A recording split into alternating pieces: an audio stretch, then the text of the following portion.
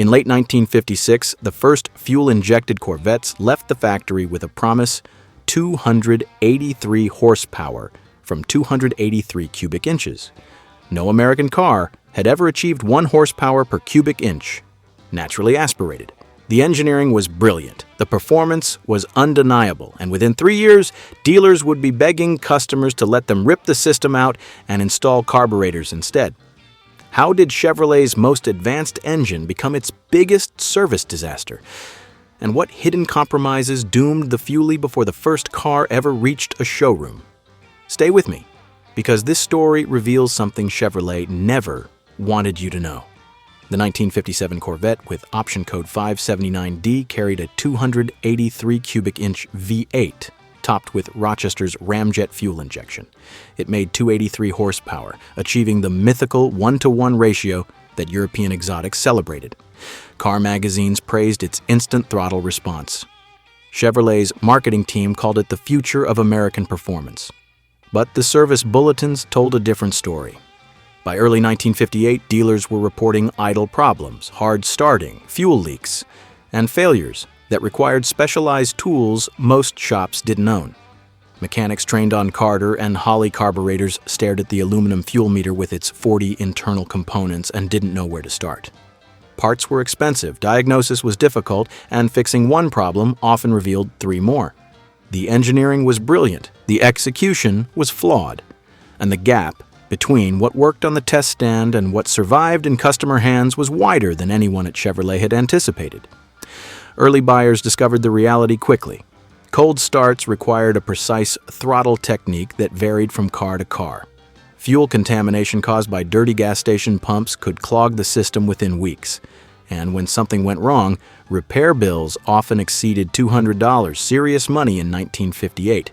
Yet, the performance was undeniable. Road testers recorded 0 to 60 times under 7 seconds. Fuel distribution was perfect across all 8 cylinders. And on a racetrack, with expert mechanics maintaining the system, the Fuelie destroyed carbureted competition. By 1961, Chevrolet was offering dealers financial incentives to convert customer cars back to carburetors. By 1963, internal memos discussed canceling the entire program.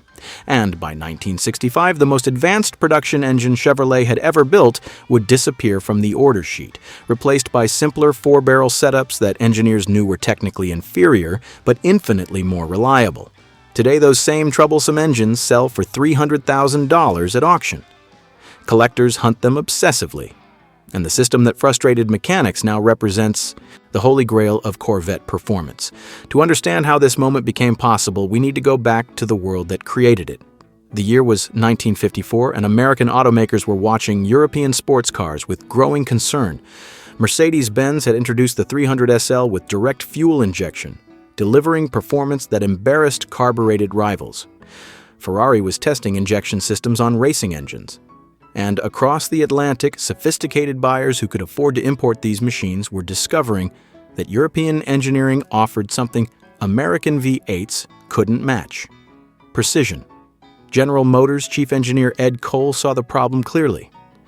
American engines made power through displacement and compression. They were effective but crude.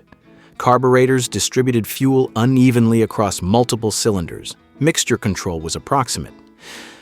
And when Corvettes faced Jaguars and Porsches on road courses, the Europeans won not through horsepower, but through sophistication. Cole had already overseen development of the small-block Chevrolet V8, introduced in 1955 as a compact, lightweight engine that would become the most successful American engine architecture ever built. But he knew it could evolve. He knew fuel injection was the next step, and he knew that beating Europe meant matching their technology, not just their power numbers. The challenge was enormous. Nobody in Detroit had successfully mass-produced mechanical fuel injection for passenger cars. The technology existed in aircraft and racing applications, but adapting it for everyday use for drivers who expected reliable cold starts in Minnesota winters and trouble-free operation in Texas heat required solving problems that racing teams never faced. Cole gave Rochester Products Division, General Motors' carburetor manufacturer, an assignment that seemed nearly impossible: design a fuel injection system that could be built on assembly lines, serviced by regular mechanics, and sold at a price that wouldn't terrify customers away from the order sheet. Rochester engineers studied Bosch mechanical systems used on Mercedes. They examined Hilborn constant flow injection from racing. They designed something new, a mechanical system using a distributor-driven pump to meter fuel precisely to individual cylinders through dedicated nozzles, with automatic mixture compensation controlled by manifold vacuum and throttle position. On dynamometers, it performed flawlessly. In controlled testing, it exceeded every target. And in 1956, Chevrolet announced the system with absolute confidence that they had just revolutionized American performance. The company invested heavily in training materials. They produced detailed service manuals. They equipped select dealerships with specialized diagnostic tools. And they believed that mechanics who could rebuild complicated carburetors would adapt easily to fuel injection. That belief would prove catastrophically wrong. But in 1956, with the first fuel-injected Corvettes rolling toward showrooms, nobody at Chevrolet imagined the storm that was coming.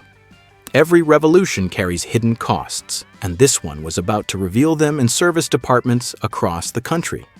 The Rochester Ramjet system achieved through mechanical precision what carburetors could never accomplish. Perfect fuel distribution to every cylinder, every time. At the system's heart sat a high-pressure fuel pump mounted at the engine's front, driven by the distributor shaft spinning at half-engine speed. This pump pulled fuel from the tank and pressurized it to approximately 40 pounds per square inch, nearly 10 times higher than typical carburetor fuel pressure. That pressure was critical. It enabled fine fuel atomization and precise metering that low-pressure systems couldn't achieve. From the pump, pressurized fuel flowed to the fuel meter, a complex aluminum casting that formed the system's brain. Inside this housing, 8 spring-loaded plungers controlled fuel delivery to individual cylinders. Each plunger moved proportionally to throttle position through direct mechanical linkage. More throttle meant more plunger movement, which meant more fuel flow. It was analog computing executed through precisely machined metal components. The fuel meter also received manifold vacuum through a sensing line. Under light throttle conditions with high vacuum, the system automatically leaned the mixture for fuel economy. Under full throttle with low vacuum, it richened the mixture for maximum power. This automatic compensation allowed the engine to respond correctly whether cruising at highway speeds or accelerating hard through the gears.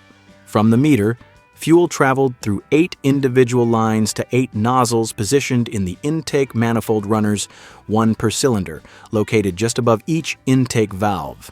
These nozzles sprayed fuel in a fine mist directly into incoming airflow. Unlike carburetors that mixed fuel and air centrally, then distributed the mixture through manifold passages, where some cylinders received rich charges and others lean.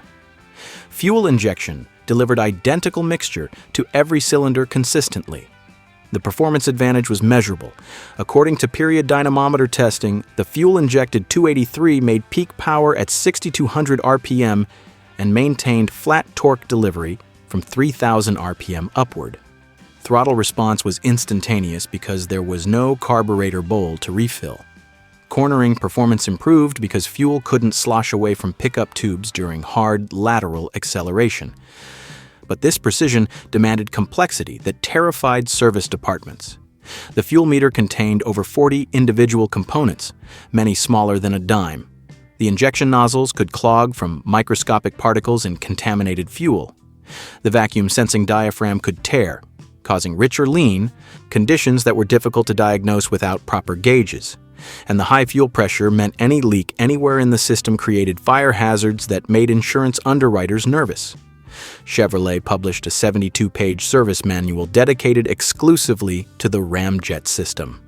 It specified specialized pressure gauges, flow meters, and adjustment procedures that required hours to master. For mechanics accustomed to tuning a Holley 4-barrel with a screwdriver in 15 minutes, the Fuelie represented a completely different world. The cost reflected this complexity.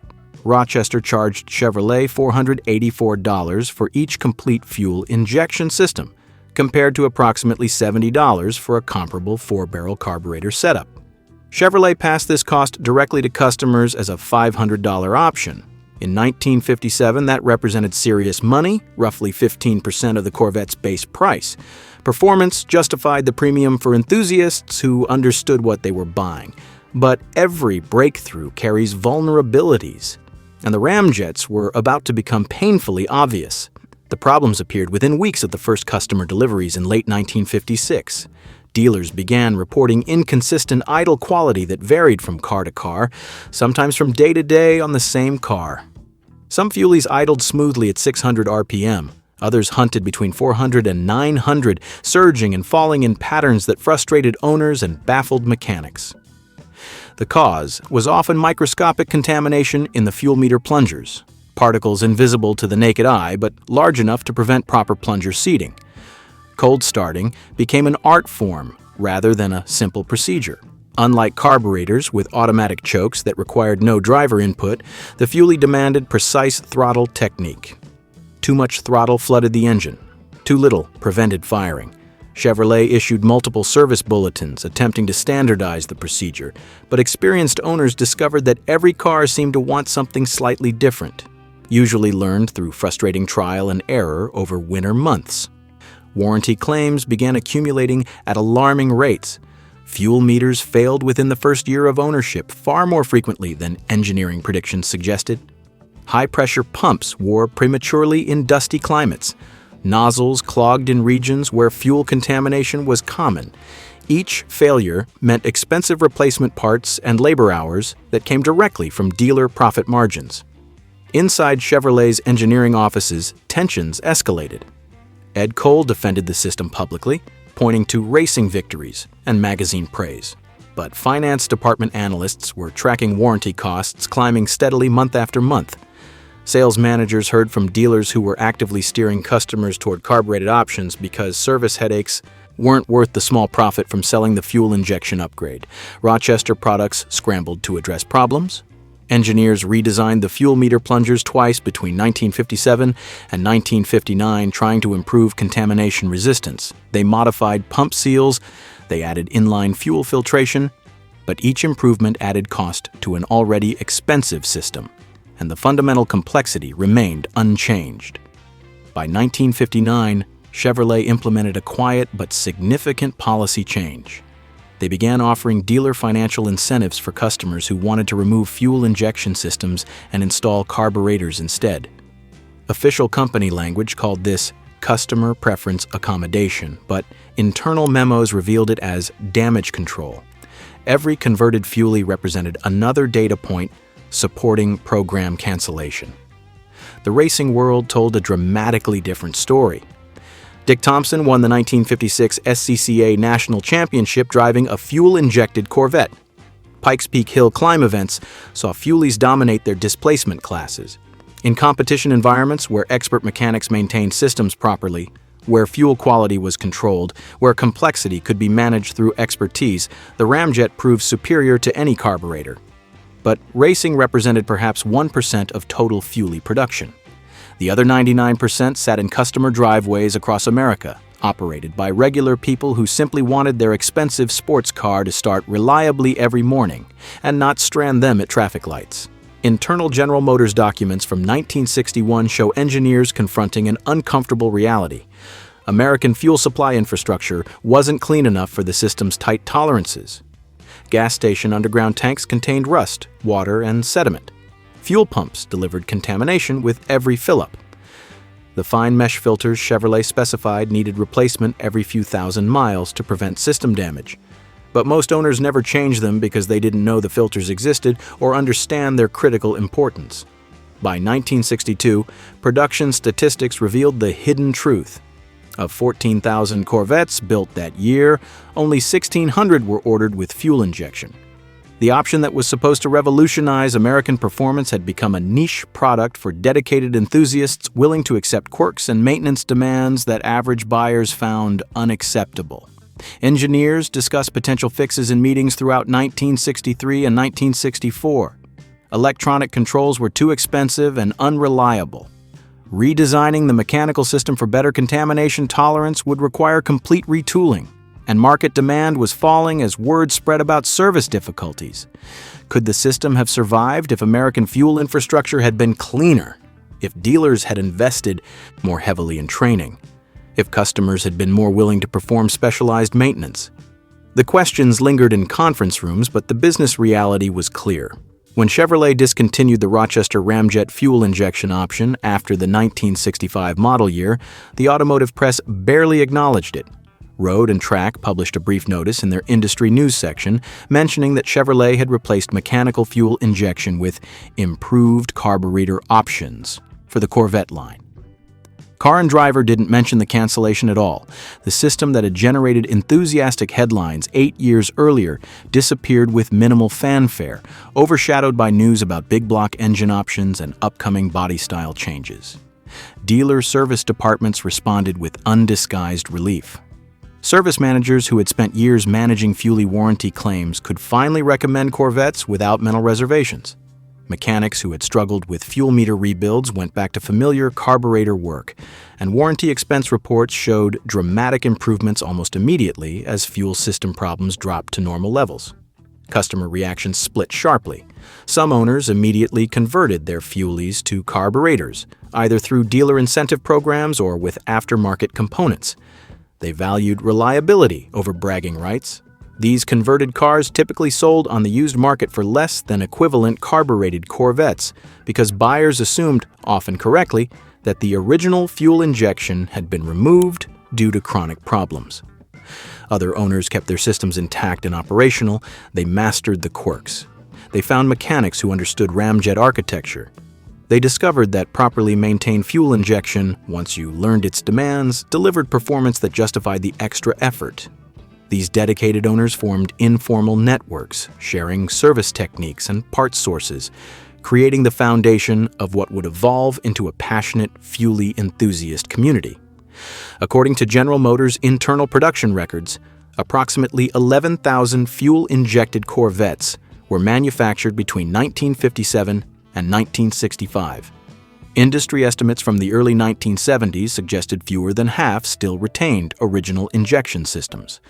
The remainder had been converted through various means, representing a massive rejection of advanced technology in favor of proven simplicity. The used car market treated Fuelies harshly during this period. A 1957 fuel-injected Corvette that sold new for $3,800 was worth approximately $1,800 by 1962 compared to $2,200 for an identical carbureted model.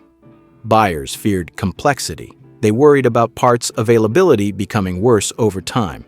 And they didn't want to become amateur fuel injection specialists just to drive to work reliably. Insurance companies added surcharges for fuel-injected Corvettes, citing higher repair costs and increased fire risk from high-pressure fuel systems.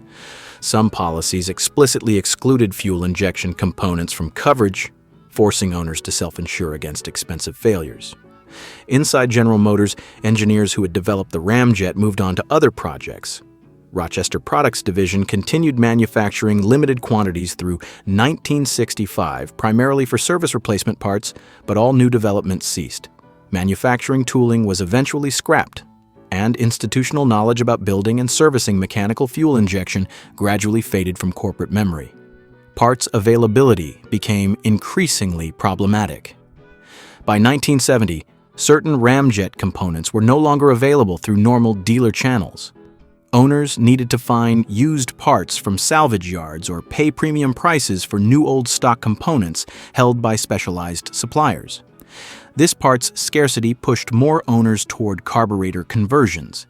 Yet even in commercial failure, the Fuelie had demonstrated something significant. It proved American engineers could match European technical sophistication. It showed fuel injection wasn't mysterious magic, just precise mechanical engineering executed with tight tolerances.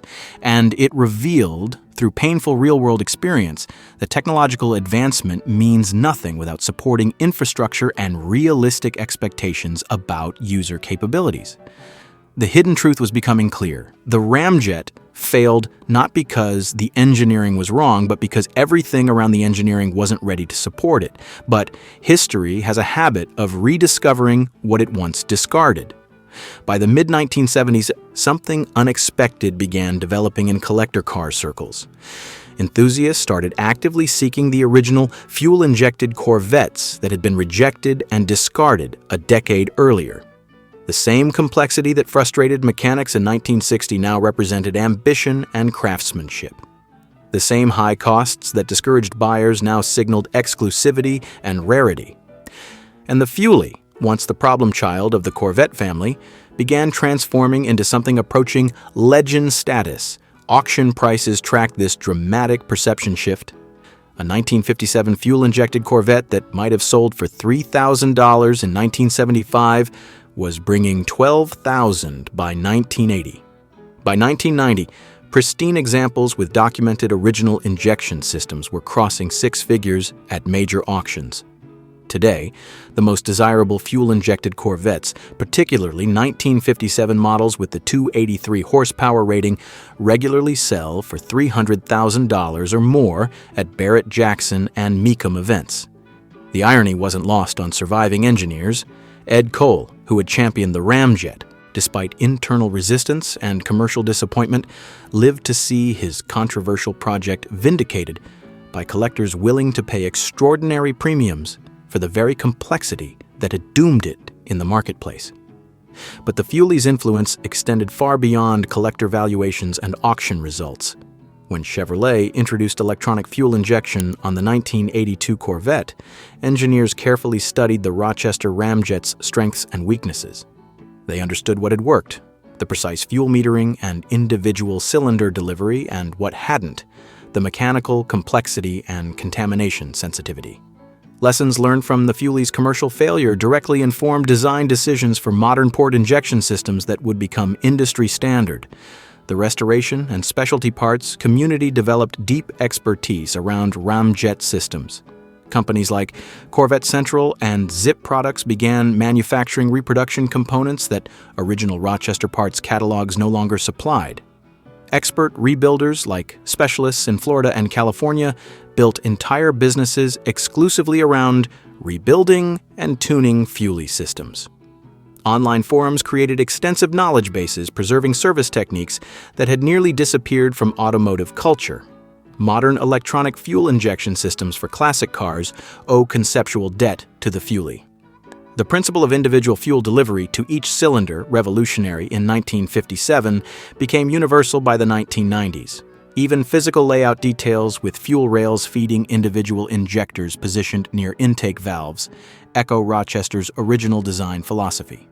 Racing historians recognize the Fuelie's competition legacy as significant beyond its limited production numbers.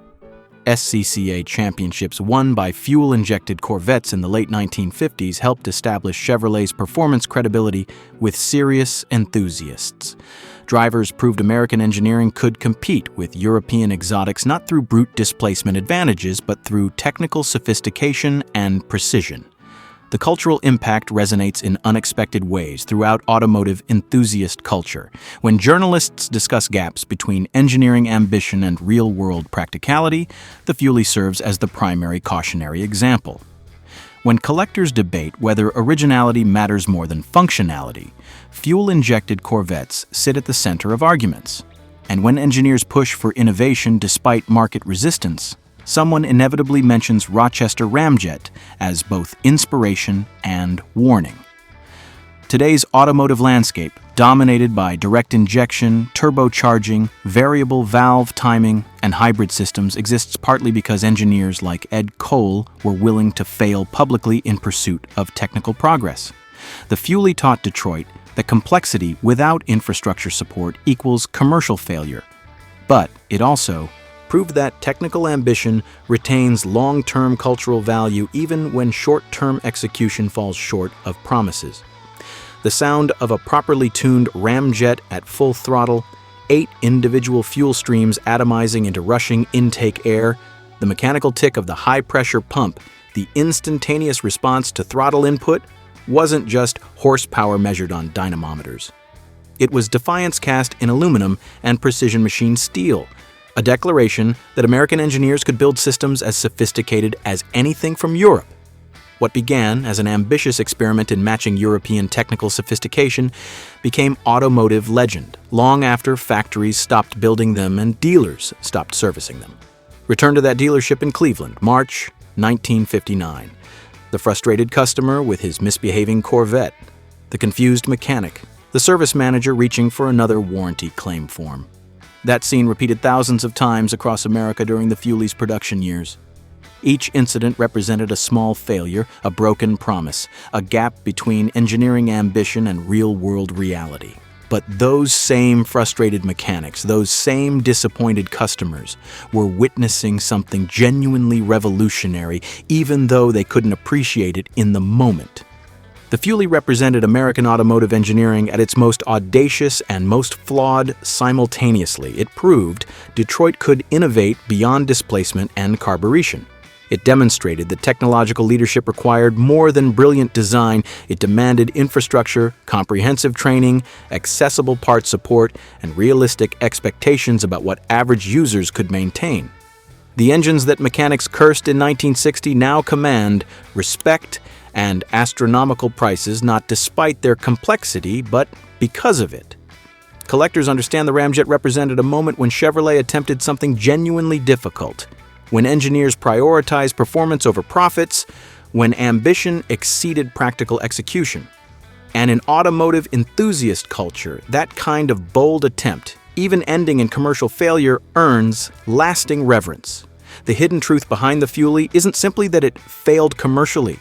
The hidden truth is that it succeeded brilliantly at everything except the one element that mattered most in the marketplace: being reliable enough for ordinary customers in ordinary circumstances with ordinary infrastructure. It was precisely the right technology introduced into exactly the wrong environment.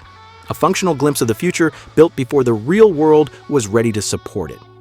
If you've ever driven or owned one of these fuel-injected Corvettes, if you've experienced the instant throttle response or struggled through cold start rituals or rebuilt a fuel meter on your garage floor at midnight, share your experience in the comments below. The Fuelie community continues to grow through shared knowledge and preserved expertise. What began as General Motors' most ambitious production engine program became an enduring lesson about the gap between what engineers can design on test stands and what the real world can sustain on public roads. The Rochester Ramjet failed commercially but succeeded culturally, proving that sometimes the most important automotive innovations are the ones that don't work correctly the first time. Thanks for watching, and I'll see you in the next video.